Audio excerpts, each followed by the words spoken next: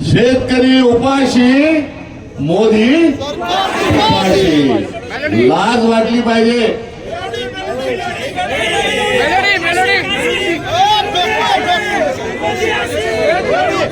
शेतकरी उपाशी, फडणवीस मोदी उपाशी। आजपर्यंत हमने सुना था नमक हराम, मगर मोदी जो है वो कांदा हराम निकल गया। काय म्हणाला की मी कांदा खाल्लाय, मी तुमचा कांदा खाल्लाय, मी तुमच्याशी बेईमानी करणार नाही।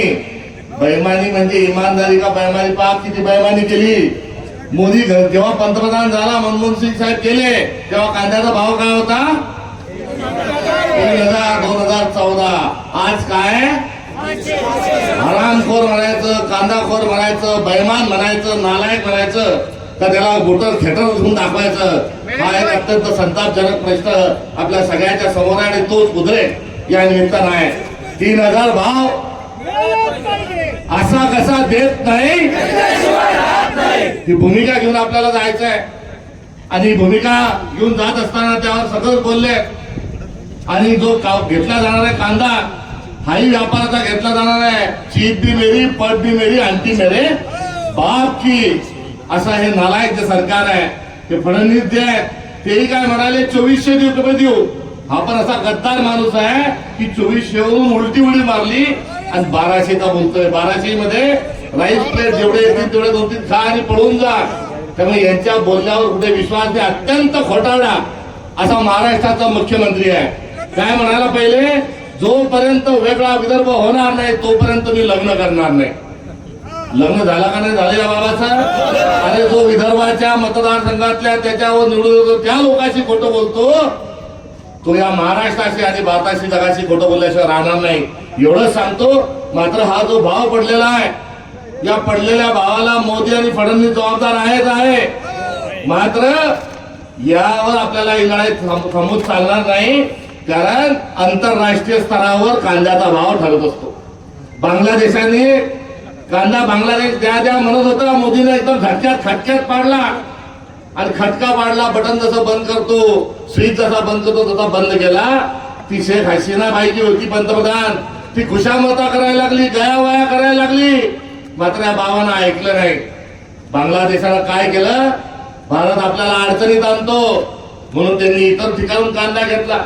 श्रीलंकेने तेच केलं, इराणने तेच केलं। हा भांडकुदळ मोदी जो आहे, हा सर्व आपल्या शेजाऱ्या पाजाऱ्याशी आणि जगातल्या सर्व लोकांची यानं खाजून घेतलेलं आहे, भांडणं घेतलेलं आहे। हा जोपर्यंत दलिंदर पंतप्रधान पदाच्या खुर्चीवर आहे तोपर्यंत भारताचा कांदा कोणी आयात करायला तयार नाही। बरोबर सांगतो का चूक सांगतो? जो भी कहेंगे सच कहेंगे, सच के सिवा कुछ नहीं कहेंगे।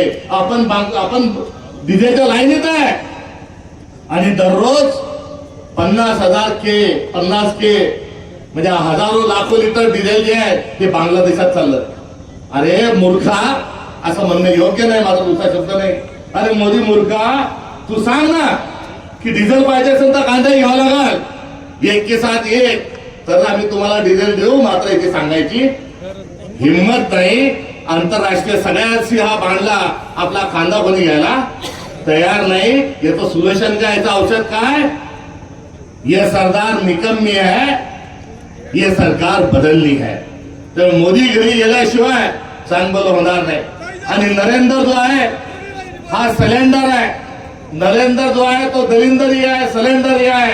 एप्स्टीन फाईल नावाची एक फाईल आहे, तो एप्स्टीनचं एक बेट आहे, त्या बेटावर लहान लहान मुलींचं शोषण केलं जातं, माणसाचं मटण खाल्ल्या जातं, वाढल्या जातं। अशा या बेटात हा गेला होता का, आणि हा तिथे जाऊन कोणता डान्स केला आणि यानं काय काय कांड केलं की आज हा ट्रम्पचा ऐकतो आणि सगळ्यांचा ऐकतो आणि भारताचा माणसाचा ऐकत नाही। एवढाच माफक एक प्रश्न जो आहे, कारण आपल्या देशाचा पंतप्रधान हा घाबरलेला आहे। यानं काहीतरी असं काळं बेरं केलेलं आहे की हा डोळ्यात डोळे घालून पाहू शकत नाही, संसदेच्या डोळ्यात डोळे घालून पाहू शकत नाही, नागरिकांच्या डोळ्यात डोळे घालून पाहू शकत नाही, जगातल्या कोणत्याही माणसाची डोळ्यात डोळे घालून पाहू शकत नाही। त्यामुळे एक सिलेंडर पंतप्रधान याच्या माध्यमातून आपलं काही चांगलं होऊ शकत नाही। त्यामुळे कांद्याचा भाव जो आहे हा या सरकारच्या नाकर्तेपणाचं लक्षण आहे।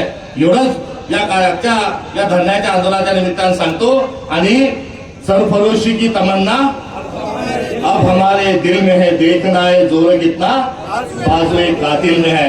आणि जी खरेदी होईल रोहित दादा ती एपीएमसी झाली पाहिजे. ती खासगी माणसाच्या खात्यावर तराजूवर होता कामा नये. खासदार साहेब 1% तर 1% मात्र ती एपीएमसी झाली पाहिजे. इथले लोकप्रतिनिधी काय करतात, खासदार जे माजी मंत्री होते त्यांच्या जवळचे लोक दलाल झालेले आहेत.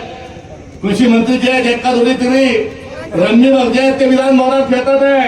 कृषी मंत्री आता कृषी मंत्री ठिकाणावर राहिला नाही, महाराष्ट्रात कृषी मंत्री आला सांगून गेला. इतके दिवस झाले मात्र अजूनही कृषी मंत्री होऊन गेल्यावरही खरेदी सुरू झालेली नाही. त्यामुळे हे झोपेचं सोंग करणारं ढोंगी असं सरकार आहे, याला खाली खेचायचंय. मगाशी आपण निघालो बैलगाडी दानवे साहेब तुम्ही मी रोहित दादा होतो.